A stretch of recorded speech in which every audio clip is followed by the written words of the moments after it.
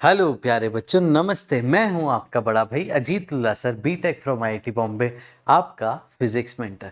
बच्चों, आ गए हम इरोडोव सीरीज के नेक्स्ट एपिसोड में, जहां पे आज हम इलेक्ट्रोस्टैटिक्स के 3.3, 3.4 और 3.5 सवाल डिस्कस करने वाले हैं।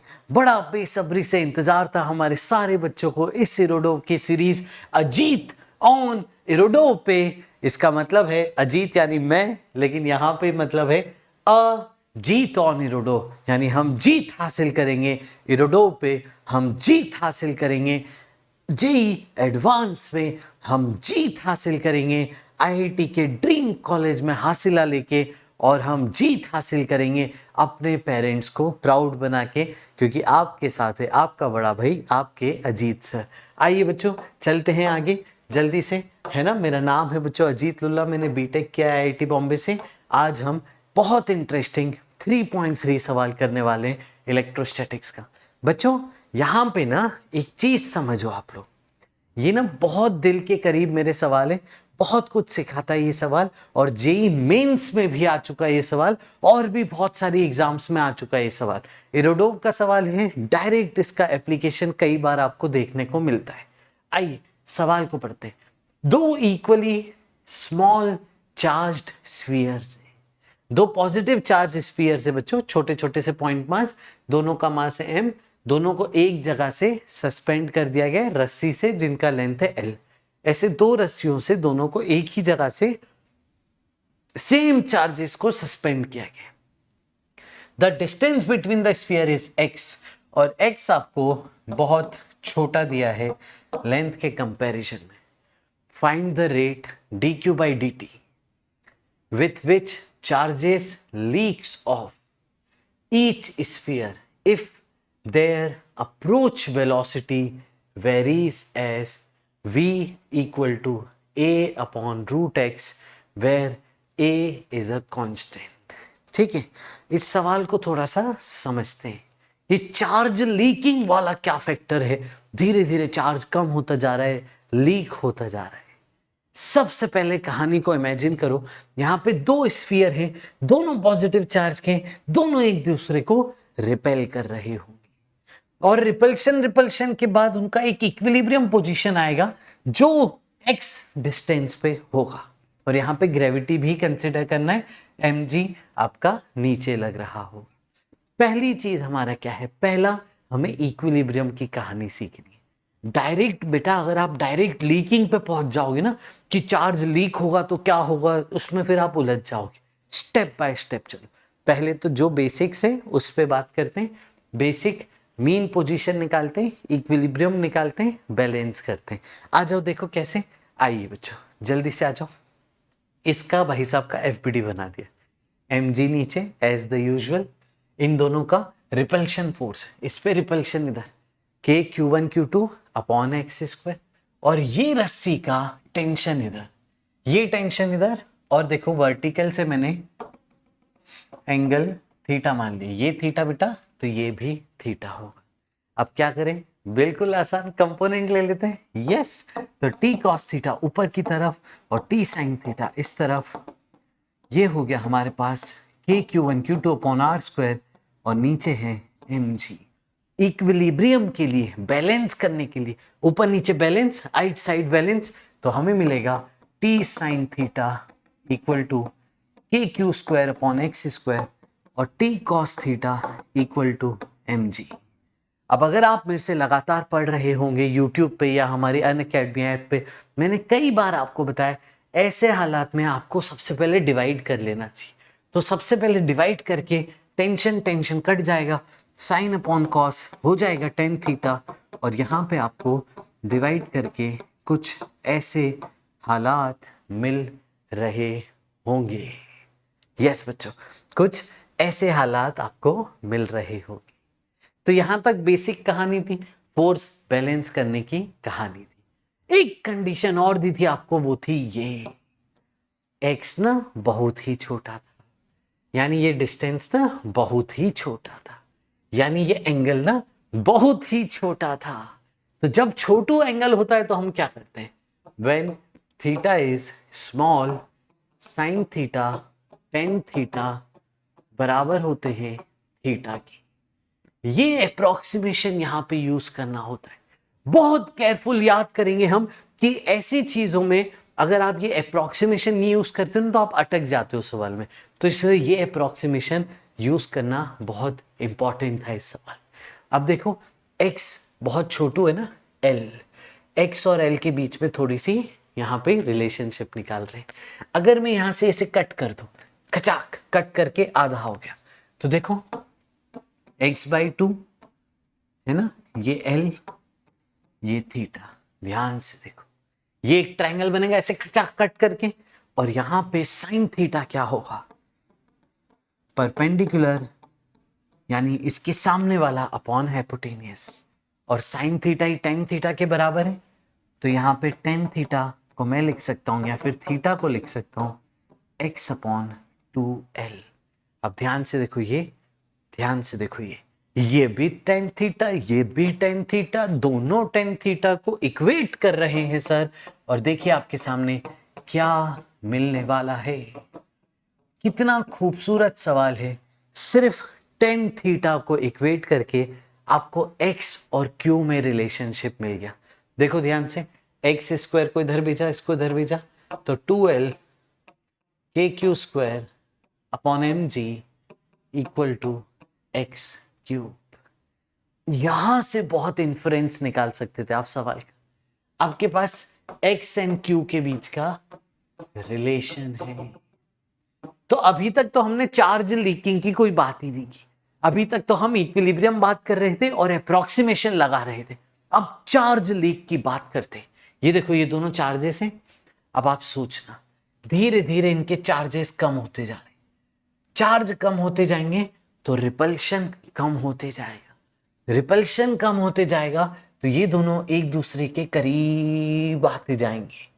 स्लो स्लोली एक दूसरे के करीब आ रहे होंगे। यानी x कम हो रहा है, x कम हो रहा है और जो चार्जेस हैं वो भी कम हो रहे हैं। यानी आपको पता है कि x और q में रिलेशन मिल चुका है। x भी कम हो रहा है, q भी कम हो रहा है। और वेलोसिटी क्या होती है, dx/dt। और q क्या होता है, सॉरी dq/dt क्या होता है, रेट ऑफ चार्ज लीक। यानी आपको अब इसको डिफरेंशिएट करना था। यानी आपको प्यारे बच्चों dq/dt, देखो आपको सवाल में लिखा था, और dx/dt भी सवाल में लिखा था। यानी ये जो रिलेशन मिला बच्चे, इसको डिफरेंशिएट करना था। देखो dq/dt आपसे पूछा जा रहा है, मैं यहां पे q का फंक्शन निकाल लेता हूं। एक काम करता हूं, सब कुछ उधर भेज देता हूं और q का फंक्शन निकाल लेते, ठीक है। अब देखो दोनों तरफ अंडर रूट ले लेता हूं, ठीक है। तो q मिलेगा मुझे होल रूट में mg/2l के x⁻3/2। अब मैं इसको डिफरेंशिएट करने जा रहा हूं बेटा, आजा, ठीक है। तो ध्यान रहे q का डिफरेंशिएशन आपको मिलेगा dq/dt, और x⁻3/2 का डिफरेंशिएशन बच्चे आपको मिलेगा, पावर आगे आ जाएगी, x⁻n-1 हो जाएगा, और साथ ही साथ dx/dt भी आएगा। ये dx/dt ना भूलिएगा, यही तो आपकी वेलोसिटी है। तो यहां से जो मेरे को मिला, इसको अब डिफरेंशिएट करना मेरा यहाँ पे कर्म था। आजा, ठीक है। तो dq/dt इसको डिफरेंशिएट किया, इक्वल टू, ये तो कांस्टेंट एज इट इज था बेटा,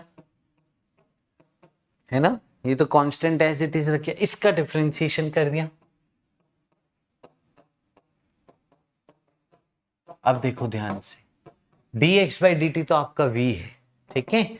तो ये 3/2 आके mg/2l के x की पावर, ये एलसीएम लोगे ना तो हाफ आ जाएगा, और ये v आ जाएगा। ये है dq/dt। अब देखो कितनी कमाल की बात है, ठीक है। क्या मैं x की पावर हाफ को √x लिख सकता हूं, और क्या मुझे v ऐसा दिया था सवाल में, तो ये मैं यहां पटक दूं। तो देखो रूट एक्स से रूट एक्स कट गया, बचा क्या हमारे पास, d q by d t is 3/2 a root में mg upon 2lk। This is the final answer. जल्दी से नोट डाउन करो बच्चों, जल्दी से मैच करो। आई होप आप यहां तक पहुंच पाए होंगे। तो बहुत अच्छा सवाल, ये सवाल आपको करना चाहिए और मैं आगे भी सवाल आपको लाते जाऊंगा। आप क्या किया करो ना, जब भी मैं कोई सवाल लाऊं आप पॉज किया करो, खुद से थोड़ा सा सोचा करो, फिर मेरा सॉल्यूशन जरूर देखा करो। और अगर आपके पास समय कम है तो इन सॉल्यूशंस को समझ के फिर बिना देखे एक बार फिर से सॉल्व किया करो, उससे आपको बहुत हेल्प मिलेगी। आइए यहां तक हम पहुंच गए, दिस इज हमारा फाइनल आंसर। अगले सवाल पे दौड़ते हुए बढ़ते हुए, ये सवाल देखो क्या कह रहे हैं। सवाल ना ये आप नॉर्मल क्लासेस में करते हो, हमारी क्लासेस में करते हो, ये मैंने बाउंस बैक अभी इलेक्ट्रोस्टैटिक्स का पढ़ाया तो उसमें भी कराया था, लेकिन यहां पे थोड़ी सी लैंग्वेज अलग है, वेक्टर के टर्म में पूछा है। देखो सवाल क्या कह रहे हैं, दो पॉजिटिव चार्ज हैं, उनके पोजीशन वेक्टर दिए हैं आपको r1 और r2। Find a negative charge q3 जिसका पोजीशन वेक्टर है r3, जिसको रखा जाए ताकि सिस्टम इक्विलिब्रियम में रहे। Force acting on the three charges is equal to 0। ये बेसिकली सिस्टम इन इक्विलिब्रियम का सवाल है। सिस्टम इन इक्विलिब्रियम यानी नेट फोर्स जीरो करना था ऑन ऑल थ्री चार्जेस। बिल्कुल सही समझे, नेट फोर्स आपको जीरो करना था ऑल थ्री चार्जेस पे। आइए इसको आगे बढ़ाते हैं। अब देखो ये स्टैंडर्ड केस हम क्लास में पढ़ते हैं। देखो Q1 Q2, ठीक है, ये बीच में रखा है स्मॉल q। अब स्मॉल q पे फोर्स जब आप बैलेंस करते हो ना, ये डिस्टेंस मान लीजिए x1, ये डिस्टेंस मान लीजिए x2, तो स्मॉल क्यू पे फोर्स बैलेंस करके आपको ये रिलेशन मिलता है। ठीक है, काफी बच्चों को याद भी होता है ये रिलेशन। और आप स्मॉल क्यू पे नेट फोर्स जीरो जब आप करते हो तो आपको स्मॉल क्यू की ये वैल्यू भी मिल जाती है। ठीक है, वैल्यू x1 x2 की रखने के बाद ये काफी बच्चों को याद ही होता है। नहीं भी याद होता है तो तुरंत डिराइव कर सकते हैं। सर एक बार डिराइव करके बता दो। देखो बच्चों, ये सवाल पे हम बाद में आते हैं पोजीशन वेक्टर पे, पहले हम इस स्टैंडर्ड केसेस को डिराइव करना सीखते हैं। आ जाओ, देखो मैं सिखाता हूं, है ना, बहुत आसान है। ये Q1, ये Q2, ये बीच में हमने स्मॉल q रख दिया, ये बेटा x1, ये बेटा x2। ठीक है, अब देखो ध्यान से समझना, ये स्मॉल q अभी नेगेटिव है, तीनों पे नेट फोर्स जीरो होना चाहिए, तीनों इक्विलिब्रियम पे होने चाहिए, तभी सिस्टम इक्विलिब्रियम में होगा। तो एक एक का एफबीडी बना के उन पे नेट फोर्स बैलेंस कर देंगे। इसका एफबीडी क्या होगा, देखो प्यारे बच्चों, Q1 है पॉजिटिव, इसको अपनी तरफ खींच रहा है, Q1 का फोर्स। Q2 है पॉजिटिव, इसको अपनी तरफ से खींच रहा है, Q2 का फोर्स। अब क्योंकि करना है सिस्टम को इक्विलिब्रियम में, इसको इक्विलिब्रियम में नेट फोर्स बैलेंस करते हुए इन दोनों के बीच का force k Q1 Q upon x1 square, इन दोनों के बीच का force k Q2 Q upon x2 का स्क्वायर बराबर करते हुए, ध्यान से देखो, खचाक खचाक k और q कट गए। ठीक है, आपको क्या मिला, Q1 by Q2 equal to x1 square by x2 square, under root लेते हुए। ठीक है, तो आपको मिल गया Q1 बाई Q2 का root is equal to x1 by x2। कितनी आसानी से मिल गया ना बच्चों, यस। तो ये आपको इसको बैलेंस करके यहां से रिश्तेदारी मिल गई। ठीक है, पहली रिश्तेदारी मिल चुकी है। अब Q2 भी तो नेट फोर्स जीरो होना चाहिए Q2 पे, है कि नहीं। अब मैं क्या करूंगा, Q2 को बैलेंस करूंगा। ठीक है, ये प्लस है, ये प्लस है, ध्यान से हम Q2 का एफबीडी बनाते हैं। Q2 के एफबीडी में 1 से मिल रहा है रिपल्शन, ये प्लस दोनों एक दूसरे के दुश्मन है, दोनों एक दूसरे को रिपेल कर रहे हैं। Q1 Q2 पे इस तरफ फोर्स मार रहा है Q1 के कारण, और ये है नेगेटिव, ये है पॉजिटिव, ये दोनों है दोस्त, इनके बीच में है अट्रैक्शन। तो ये हो गया आपका फोर्स स्मॉल q के कारण, समझ गए। अब इन दोनों को बैलेंस करते हुए स्मॉल q का फोर्स इन दोनों पे स्मॉल क्यू और इसमें k q q two upon x two का स्क्वायर, करेक्ट। और Q1 और Q2 के बीच का फोर्स क्या होगा, वो हो जाएगा बेटा x1 प्लस x2 का होल स्क्वायर। अब ध्यान से देखो क्या क्या कट गया, ठीक है, कचाक कचाक कचाक कचाक, ठीक है। तो स्मॉल q मिला बेटा हमें, x2 स्क्वायर ऊपर भेज दिया अपॉन x1 प्लस x2, ठीक है, और इंटू Q1। अब देखो सर ना चालाकी कर रहे, दिमाग लगा रहे, यहां पे आपके पास x1 बाय x2 था, ठीक है, तो मैं इधर से ना x2 कॉमन लेता हूं, नीचे से भी x2 कॉमन लेता हूं, ऊपर से भी x2 कॉमन लेता हूं। तो देखो चालाकी करने का कितना बढ़िया रिजल्ट मिला, x2 कॉमन आ गया, यहां तो x2 था ही नहीं, तो ये डिवीजन में हो जाएगा, ये देखो, और स्क्वायर से बाहर आए ना तो स्क्वायर बाहर आएगा, और ये कचाक कचाक कैंसिल। अब इस x1 बाय x2 की value root k1 bye k2 यहां पे रखते हुए, तो small q equal to 1 upon root q1 upon root q2 plus 1 का होल स्क्वायर इंटू q2।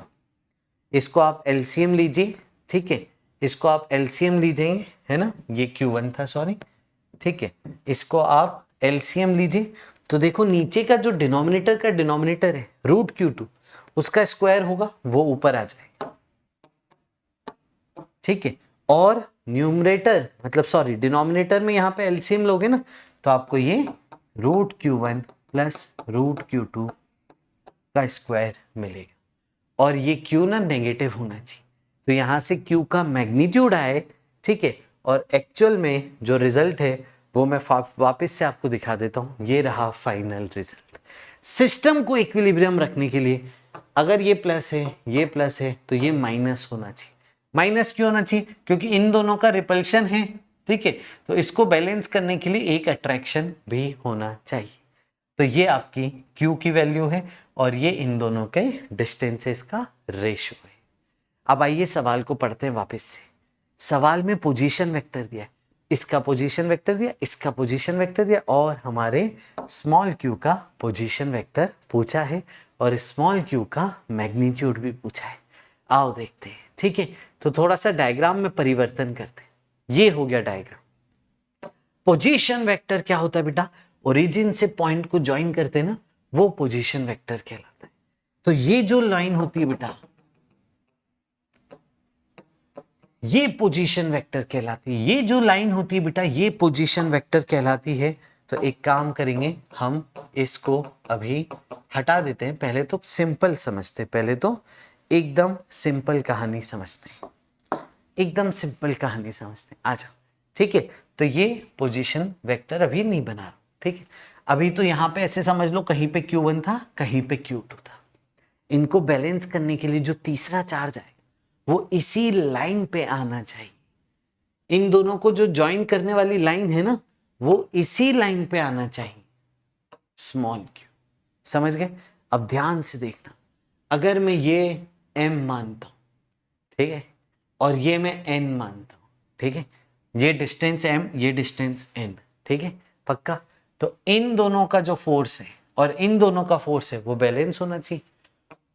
तो net force on small q 0 होना चाहिए। तो इन दोनों का force k q1q upon m square बराबर होना चाहिए इन दोनों के फोर्स के k q2q upon n square. और ध्यान से देखो, इसको सॉल्व करोगे, अंडर रूट लोगे, तो आपको m/n ये मिल जाएगा। अब देखो कितना खूबसूरत इंटरेस्टिंग केस हो गया, ये तो वापस से बता दिया, सेम ही चीज आ रही है। अब देखो यहाँ पे इंटरनल सेक्शन फॉर्मूला लगाएंगे। बच्चों क्लास 10वीं में पहली बार हमने सीखा था, इसके कोऑर्डिनेट x1 y1, इसके कोऑर्डिनेट x2 y2, एक पॉइंट है P जो m/n रेशियो में डिवाइड करता है, ठीक है। तो m into x2 plus n into x1 upon m plus n, ये x कोऑर्डिनेट ऑफ P आता है। इंटरनल सेक्शन फॉर्मूला का डायरेक्ट एग्जैक्ट यूज करते हुए आप पोजीशन वेक्टर में भी खेला कर सकते थे। ये पोजीशन वेक्टर है R1, ये पोजीशन वेक्टर है R2। R1 R2 basically coordinates ही बताता है, but I cap J cap vector के फॉर्म में। तो आप बोल सकते हो कि small q divides line joining q1 and q2 in ratio m:n। कर दो इंटरनल सेक्शन फॉर्मूला, लगा दो m/r2 प्लस n × r1। ठीक है, इंटरचेंज हो जाता है ना, ये रेशो इसके मल्टीप्लाई, ये रेशो इसके multiply, upon m plus n। ये पोजीशन वेक्टर ऑफ q3 आ गया। अब देखो मेरे पास m/n की वैल्यू है। यहाँ तो आप एक काम कर सकते हो, सिंपल है, देखो रेशियो में बता रहा हूँ, m की जगह √q1 रख दो, यहाँ पे n की जगह √q2 रख दो, या फिर ठीक है आप ऐसे कर सकते थे कि जैसे सर ने यहाँ पे x2 कॉमन लिया ना, ठीक है, तो x2 कॉमन लेके भी यहाँ पे n कॉमन ले लो, तो m/n टर्म बन जाएगी, ऐसे भी कर सकते थे। लेकिन अपन तो ज्यादा आसानी से m की जगह q1 रूट में और n की जगह q2 रूट में रखते हुए डायरेक्ट, क्योंकि रेशो है ना, रेशो में यहाँ भी रेशो है, कट जानी चीज है, तो डायरेक्ट आप रख सकते थे √q1 r2 vector plus √q2 r1 vector divided √q1 plus √q2। Interesting mode आते हुए कहानी में ये हो गया position vector of small q। और ठीक जब आप q2 का बैलेंस कर दोगे फोर्स, q2 पे जब आप फोर्स बैलेंस करोगे, ठीक है, तो q2 पे फोर्स बैलेंस करके सेम बनेगा, एक m होगा डिस्टेंस, एक m+1 होगा, सेम वर्किंग होगी और सेम आंसर आएगा। तो q का मैग्नीट्यूड अभी भी यही है, तो q का मैग्नीट्यूड में रख देता हूं फाइनली आंसर में, स्मॉल q की वैल्यू यही आएगी। अभी भी वापस सेम प्रोसीजर रिपीट करते हुए, बस इंटरनल सेक्शन फॉर्मूला लगा के आपको यहाँ पे कोऑर्डिनेट्स मिल गए। तो काफी स्टैंडर्ड केस था, बहुत डिटेल में आपको सारी चीजें बता दी। आई होप ये हमेशा के लिए याद रखोगे आप। ये रहा अगला सवाल आपके सामने, बढ़िया सवाल, याद करने वाला सवाल। A thin wire ring of radius r has an electronic charge q। एक वायर थी जिससे बना रखा था एक रिंग, और पूरी वायर पे चार्ज दे रखा था स्मॉल q। आगे पढ़ते हैं। What will be the increment of force stretching the wire if a point charge q0 is placed in the ring centre. अब देखो इंक्रीमेंट मतलब एक्स्ट्रा। अभी देखो क्या होगा ना, ये सारे प्लस प्लस प्लस आपस में एक दूसरे को रिपेल कर रहे होंगे, तो ये रस्सी थोड़ी सी स्ट्रेच्ड है, रस्सी थोड़ी सी तनाव में, खिंचाव में, टेंशन है रस्सी में। अब आपने क्या किया, एक और पॉजिटिव चार्ज Q0 सेंटर पे लगा दिया। इस Q0 से हर जगह पे रिपल्शन आ जाएगा, है ना, तो ये और खिंच जाएगी रस्सी, तो इस रस्सी में और एक टेंशन आ जाएगा सब तरफ से। तो जो एक्स्ट्रा टेंशन आ गया चार्ज रखने के बाद, वो आपसे पूछा जा रहा है। और ये एकदम शॉर्टकट, एकदम तुरंत आंसर बताते हुए, ये है इस सवाल का आंसर। इन दोनों के बीच का scalar force kq1 q2 upon r² divided by 2π। खत्म सवाल। कभी भी बच्चों रिंग में टेंशन की बात आएगी, कभी भी बच्चों रिंग में टेंशन की बात आएगी, तो आप total scalar force divided by 2π कर लेना। कभी भी रिंग में टेंशन की बात आएगी तो total scalar force divided by 2π कर लेना। टोटल स्केलर फोर्स का मतलब भी मैं समझाता हूं। यहां पे इस तरीके से पूरा खेल आसानी से हो गया। ये आंसर है, पता है, गजब, खत्म आंसर। चलो सर को सिखा दे सर एक बार कैसे करेंगे।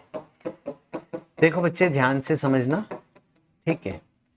अगर मैं वेक्टर एडिशन ऑफ फोर्स पूछूं, ठीक है, देखो वेक्टर में फोर्स पूछेंगे ना, तो इस पे फोर्स इधर और इसके डायमेट्रिकली अपोजिट पॉइंट पे इधर, इस पे इधर, इस पे इधर, तो वेक्टर में तो फोर्स 0 हो जाना है, इसीलिए वेक्टर वाला फोर्स नहीं लिखना है।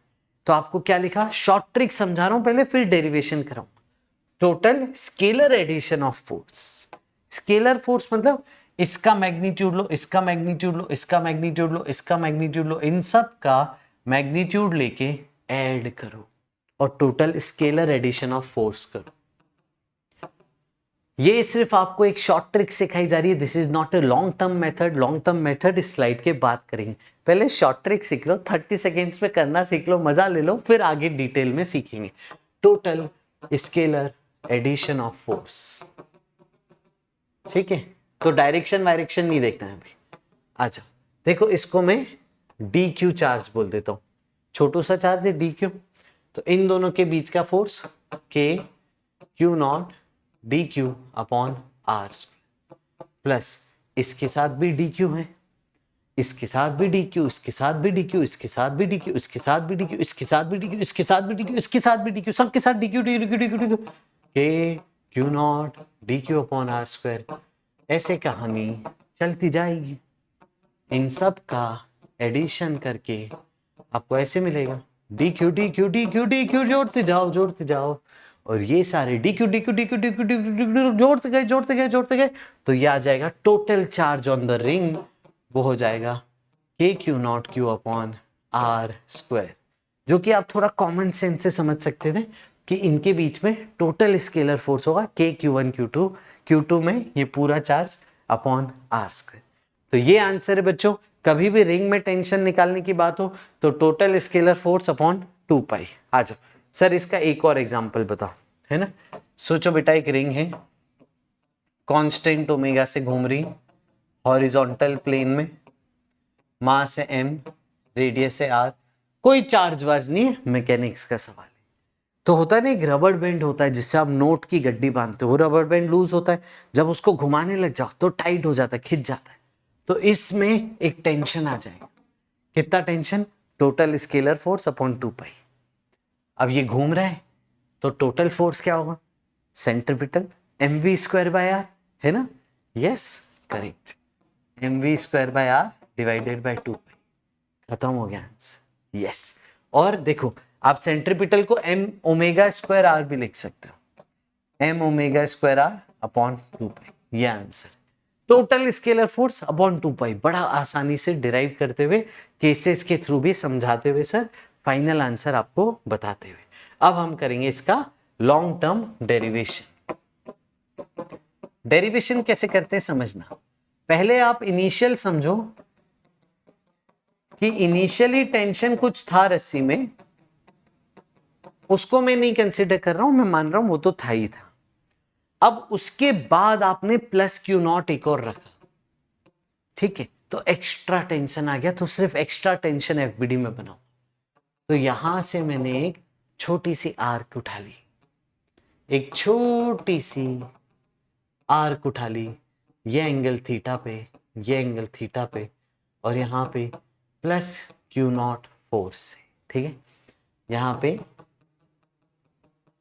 ठीक है, कुछ चार्ज हो। अब ये जो रस्सी का हिस्सा लिया है यहां से, ये जो रस्सी का हिस्सा है, इस पे टेंशन ना टेंजेंशियली लगता है, तो जो एक्स्ट्रा टेंशन है वो बनाते हुए सर, ये देखो टेंजेंशियली लग गया, ठीक है। अब ध्यान से देखो, अगर ये एंगल थीटा हुआ ना, तो ये भी थीटा होगा, ऑल्टरनेट एंगल, फिर ये 90 माइनस थीटा होगा, और फिर ये थीटा आ जाएगा, है ना। ये आप करिएगा वर्किंग, ठीक है, और आप एंगल निकालिएगा, है ना, आपको एंगल निकालना है, ध्यान से समझते हुए, ठीक है। आ जाओ एक बार फिर से बता दूं मैं एंगल कैसे निकाला सर ने, है ना। यहां से देखो ध्यान से, ठीक है, ये रेडियस था, ये टेंजेंट था, है ना। तो अगर रेडियस वर्टिकल से थीटा बनाएगा तो टेंजेंट हॉरिजॉन्टल से थीटा बनाएगा, आप देखना ही ठीक है। ये आप किसी भी तरीके से कर सकते, ये थीटा, ये 90, ये 90 माइनस थीटा, फिर ये 90, फिर ये थीटा आ जाएगा, किसी भी तरीके से कर सकते हो। ये आप प्रूव करो अपने तरीके से, पॉज करो और इसको एनालाइज करो, ठीक है।